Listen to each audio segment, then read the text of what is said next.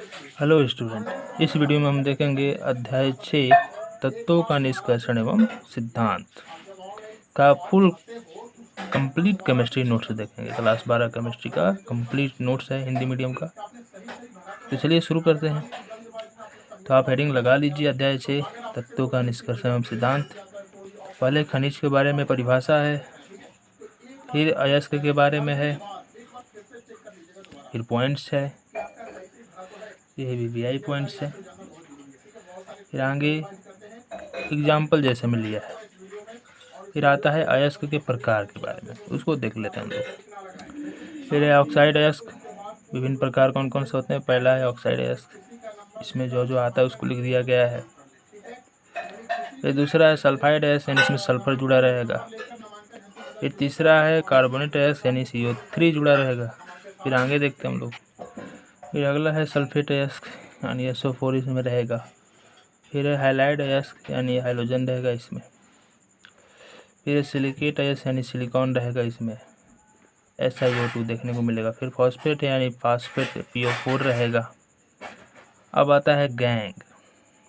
Gang क्या है, ये भी VI पॉइंट्स है। आगे देखते हैं इसके बारे में। तो गैंग के बारे में लिखा है। फिर आता है धातु कर्म। धातु कर्म क्या है, कितने प्रकार के होते हैं उसके बारे में जानेंगे। ये रहा यहाँ पे धातु कर्म के समान सिद्धांत 3 होते हैं, उनमें क्या क्या किया जाता है वही सब यहाँ पे है, देखिए। फिर आगे अब देखते हैं। धातु कर्म में पहला होता है अयस्क का सांद्रण। उसमें जो जो विधियाँ उपयुक्त होती है यहाँ पे लिखा गया है। चुंबकीय पृथक्करण, फिर यहाँ पे फिगर है उसका।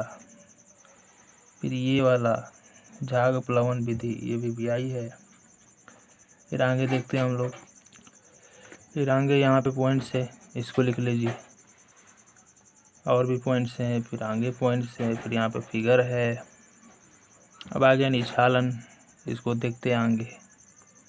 यहाँ पे निछालन के बारे में है उदाहरण पहला। फिर यहाँ पे कुछ और भी पॉइंट्स हैं, फिर यहाँ पे है, फिर आगे भी है, इसको भी लिख लीजिए।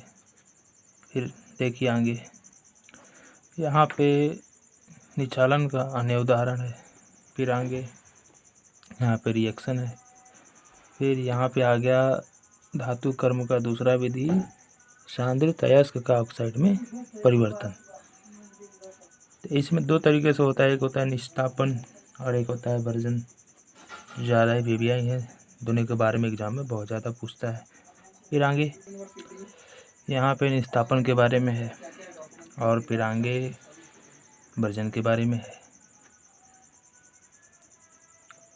फिर आगे लिखिए यहाँ पे। अब तीसरा कंडीशन होता है ऑक्साइड का धातु में अपचयन, ये तीसरा धातु कर्म है, इसको देखते हैं आगे। इसमें कार्बन द्वारा अपचयन किया जाता है, जो कि बहुत ज़्यादा VVI है। ये रिएक्शंस कार्बन द्वारा अपचयन, अपचयन मतलब ऑक्सीजन का निष्कासन। फिर गालक और धातुमल आ गया, ये भी VVI है एग्जाम के दृष्टि से। तो गालक और धातुमल के बारे में चलिए आगे देखते हैं हम लोग। फिर यहाँ है धातुमल के बारे में। फिर आगे हम लोग देखेंगे धातु कर्मिकी के ऊष्मागतिकी सिद्धांत, ये नया आ गया हेडिंग। यहाँ पे आपको एलिंगम आरेख देखने को मिलेगा, इस बात को नोट कर लीजिए। फिर आगे देखते हैं। फिर आगे यहाँ पे निष्कर्ष लिखा है, ऊष्मागतिकी सिद्धांत का निष्कर्ष, उसको नोट कर लीजिए। यहाँ पे एलिंगम आरेख आ गया। ये एलिंगम आरेख किस ऑक्साइड का अपचयन पहले होगा उसके बारे में बताता है, और अवस्था चेंज के बारे में बताता है, किस ताप पर किसी ऑक्साइड का अवस्था चेंज हो जाएगा। तो आगे देखते हैं। ये रहा एलिंगम आरेख, जहाँ पे विभिन्न ग्राफ खींचे गए हैं विभिन्न ऑक्साइडों का, विभिन्न डेल्टा G0 के मान पे, और यहाँ पे टेम्परेचर पे। ये टेम्परेचर है, इसको मैं आपको छोटा करके दिखाता हूँ।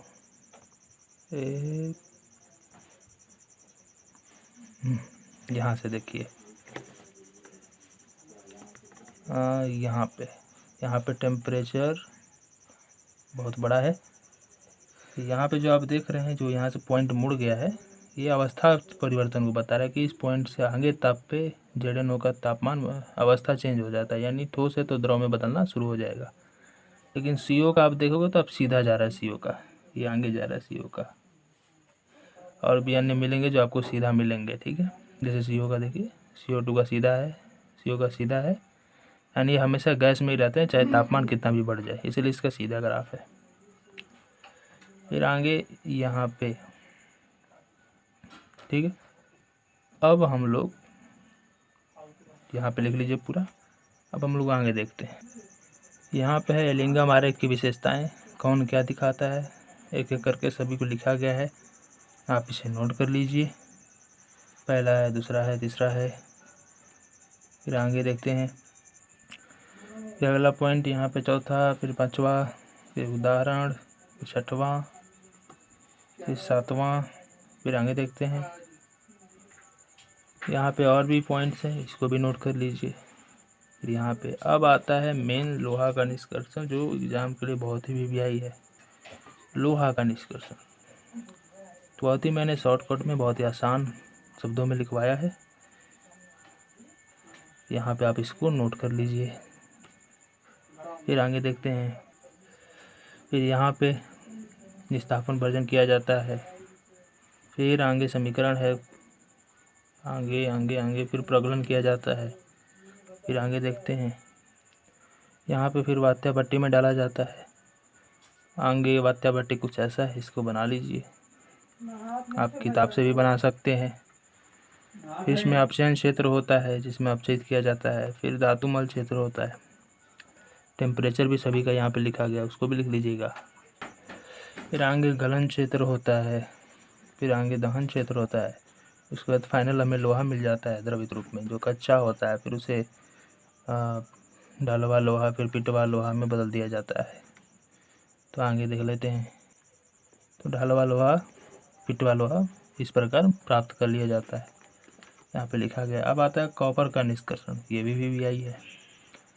तो यहाँ पे हम पहले लिख दिए कॉपर के जो भी अयस्क हैं उसको लिख देते हैं, पूरा लिखने की जरूरत नहीं, कुछ ही लिखिए, और ज़्यादा डिटेल में कॉपर के बारे में देने की कोई ज़रूरत नहीं है, आप सीधा मेन जो ज़रूरी है उसको बताइए। फिर आगे यहाँ पे अयस्क का सांद्रण कैसे किया जाता है, फिर उसका वर्जन। फिर आगे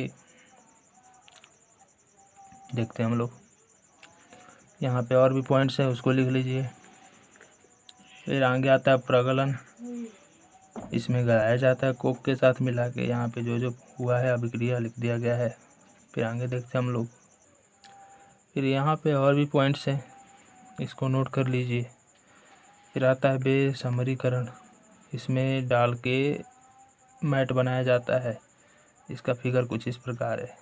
फिर आगे देखते हैं हम लोग, फिर यहाँ पे विभिन्न रिएक्शन को लिखा गया है, जो जो होता है। हमें फाइनली कॉपर प्राप्त करना है, इसलिए सब हटा के हम कॉपर बनाएंगे। ये कॉपर हमें मिल गया, ये फाइनल हमें कॉपर मिल गया। अब आगे हमें जिंक का निष्कर्षण करना है, ये भी वीवीआई है एग्जाम की दृष्टि से, लेकिन ज़्यादातर ये जिंक नहीं पूछता, ऊपर वाले ये दो पूछे जाते हैं, फिर भी आप इसे याद रखें। इसमें भी जो जो जिससे जिससे होता है वो लिखा गया है। फिर आगे देखते हैं हम लोग, फिर आ गया आगे इसका भी सांद्रण होगा, फिर वर्जन होगा, फिर अपचयन होगा, और अपचयन से ही इसका जिंक मिल जाता है फाइनली। यहाँ से फाइनल हो गया ये, इसमें ज़्यादा लेंदी नहीं है, बहुत ही आसान है।